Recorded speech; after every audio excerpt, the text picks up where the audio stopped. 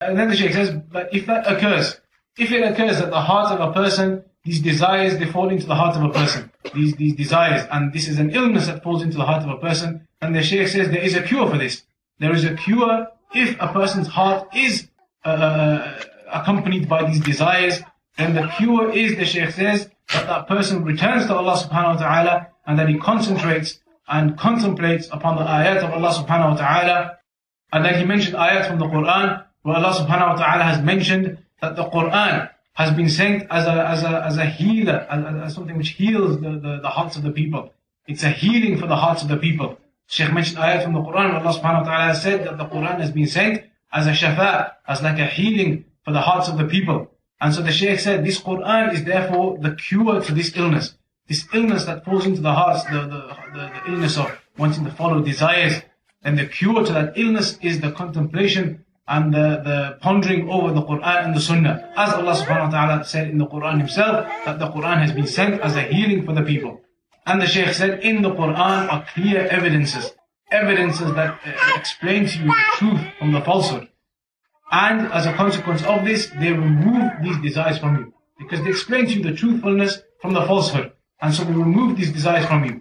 So therefore, pondering and contemplating upon the book of Allah subhanahu wa ta'ala, it is a means of removing these illnesses from the heart. It's a means of removing these illnesses from the heart, which cause a person to ruin his knowledge. And a person, even what knowledge he might have had, these desires and these illnesses of his heart, they cause that knowledge to be ruined. And so the Shaykh says the contemplation of the Quran and the Sunnah, or particularly the Quran here, the Kitabullah, that this removes those illnesses that cause the knowledge to go wrong, that ruin the knowledge.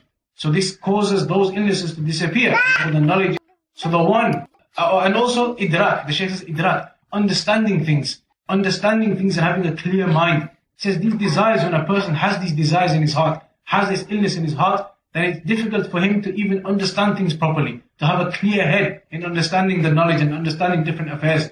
And so the Shaykh says that contemplating upon the Quran and pondering upon it, that's what causes the person's knowledge to remain intact, and for that person to get his understanding and his comprehension back properly.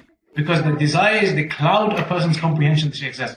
So to remove that cloudiness over a person's comprehension, he needs to contemplate upon the Quran, and then a person, the Shaykh says, will see things upon their reality, and he will comprehend things upon their reality, and not with this unclarity where there's doubts and there's desires all mingled in and clouding his judgment and his comprehension. So to remove all of that, those desires and those doubts, then a person needs to concentrate upon the Quran and to understand the Quran. And then that's what the Shaykh says next, that the principle here is that when we say that you need to concentrate upon the Quran, is that you need to understand the meanings of the Quran. You need to understand what Allah subhanahu wa ta'ala is saying in the Quran. And you need to see all of the different things that Allah has mentioned in the Quran, from encouraging people to look forward to the hereafter and to work for the hereafter, and encouraging people to be distant from the world and the worldly gains, and not to be too occupied in trying to gather masses in this world. And all of these different things in terms of stories that are in the Quran, different stories of the prophets and other stories that have been mentioned about the people who passed and what occurred to them from trials and tribulations, and how they remembered Allah subhanahu wa ta'ala, and the stories of the prophets and other things. And all of these things, when a person contemplates upon these things and he understands these things, then if a person he sees these clearly and he understands these things, then he'll know, it will become clear to him those things which benefit him, and clear to him those things which do not benefit him. So then his heart will be full of love for Allah subhanahu wa ta'ala, and full of love to be guided to the straight path, because he sees all of these things in the Quran, these stories and these what Allah subhanahu wa ta'ala has mentioned in the Quran. Then he wants to be guided to the truth, and he has a heart which hates the misguidance. The heart, it becomes such that it wants to be guided, and it loves to be guided, and it hates to be misguided and hates misguidance. That's for the one who contemplates upon the Quran and understands the Quran.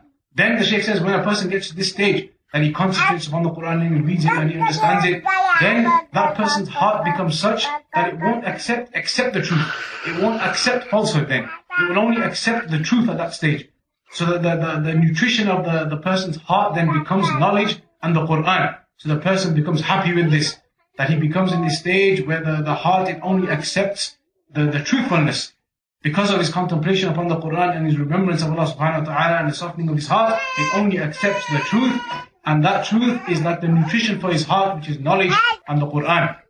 And he said, just like the body of a person also needs nutrition. So he says the heart and the body, both of them are in need of cultivation. And both of them are in need of knowing what is beneficial for them. And both of them are in need of being protected from that which harms them.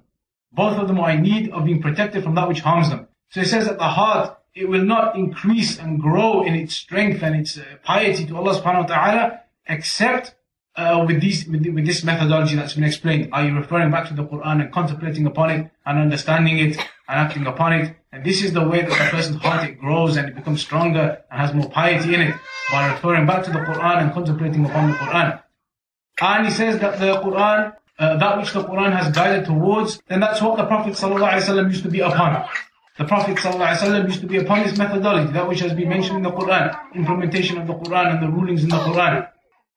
To the extent that one of the narrators, one of the companions, he says that he used to hear the Prophet ﷺ in the prayer. When the Prophet was praying, he would hear a sound from his chest, the sound of like boiling water, like that kind of sound when water boils.